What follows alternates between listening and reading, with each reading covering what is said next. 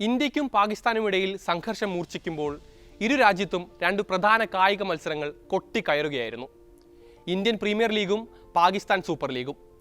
അതിർത്തിയിൽ വെടിയൊച്ച മുഴങ്ങുമ്പോഴും രണ്ട് രാജ്യത്തെയും ക്രിക്കറ്റ് ബോർഡുകൾക്ക് ടൂർണമെന്റ് നിർത്തിവെക്കണമെന്ന ഒരു ചിന്തയും ഉണ്ടായിരുന്നില്ല.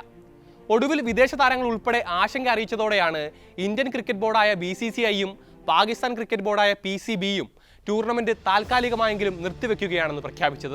ഇപ്പോഴിതാ വലിയ ദുരന്തത്തിൽ നിന്ന് തലനാരിഴയ്ക്ക് രക്ഷപ്പെട്ട അനുഭവം പങ്കുവയ്ക്കുകയാണ് ബംഗ്ലാദേശ് താരമായ റിഷാദ് ഹുസൈൻ. PSL ഫ്രാഞ്ചൈസിയായ ലാഹോർ കലണ്ടേഴ്സിന്റെ താരമാണ് റിഷാദ്. മത്സരം നിർത്തിവെച്ചതിന് പിന്നാലെ പാക് ലീഗിലെ വിദേശ താരങ്ങളെയെല്ലാം വിമാനമാർഗം എത്രയും വേഗം UAE കൊണ്ടുപോവുകയായിരുന്നു. കടുത്ത ഭീതിയിലും ആത്മസംഘർഷത്തിലൂടെയും കടന്നുപോയ ദിനങ്ങളാണ് കഴിഞ്ഞുപോയതെന്നാണ് റിഷാദ് ദുബൈയിൽ മാധ്യമങ്ങളോട് വെളിപ്പെടുത്തിയത്. വലിയൊരു പ്രതിസന്ധി കടന്നാണ് ഞങ്ങൾ ദുബൈയിൽ ഇറങ്ങിയത്. ഇപ്പോൾ നല്ല ആശ്വാസം തോന്നുന്നുണ്ട്. ദുബൈയിൽ ലാൻഡ് ചെയ്ത ശേഷമാണ് ഞങ്ങൾ കയറിയ എയർപോർട്ടിൽ ആക്രമണം നടന്ന വിവരം അറിയുന്നത്.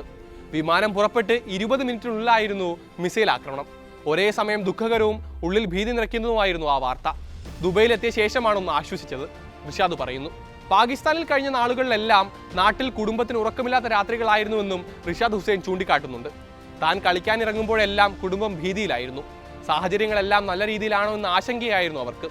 പാകിസ്ഥാനിലെ പുതിയ വാർത്തകൾ, പലയിടത്തുമുള്ള മിസൈൽ ആക്രമണങ്ങളും ബോംബ് സ്ഫോടനങ്ങളും നടക്കുന്ന വിവരങ്ങൾ, ഇവയെല്ലാം കേട്ടതോടെ കൂടുതൽ മാനസിക സംഘർഷത്തിലും പിരിമുറുക്കത്തിലുമായി കുടുംബം. ഒരു പ്രശ്നവുമില്ലെന്നും ഭയപ്പെടേണ്ടതില്ലെന്നും പറഞ്ഞ് കുടുംബത്തെ ആശ്വസിപ്പിക്കുകയായിരുന്നുവെന്നും താരം പറയുന്നുണ്ട്. പേസ് ബൗളറായ നഹീദ് റാണയാണ് റിഷാദിനൊപ്പം ഇത്തവണ PSL കളിക്കുന്ന മറ്റൊരു ബംഗ്ലാദേശ് താരം. പെഷവാർ സൽമിക്ക് വേണ്ടി കളിക്കുന്ന നഹീദ് സംഘർഷം ആരംഭിച്ചതോടെ ആകെ തകർന്നു പോയിരുന്നുവെന്നും റിഷാദ് പറയുന്നുണ്ട്. പറ്റ നിശബ്ദനായി പോയിരുന്നു താരമെന്നും റിഷാദ് ഓർമ്മിക്കുന്നു.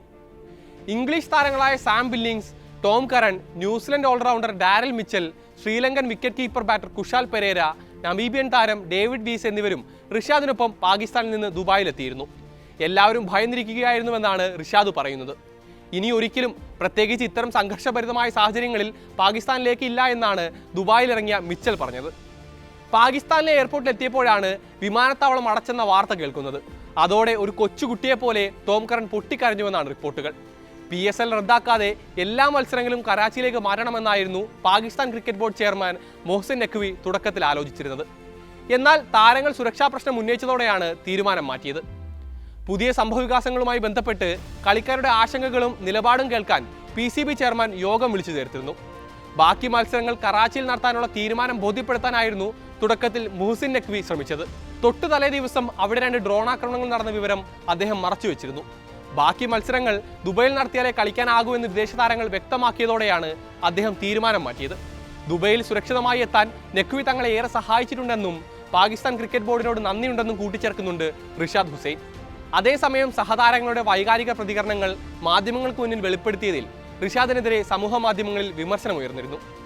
അതിനു പിന്നാലെ താരം തന്നെ വിശദീകരണവുമായി രംഗത്തെത്തി.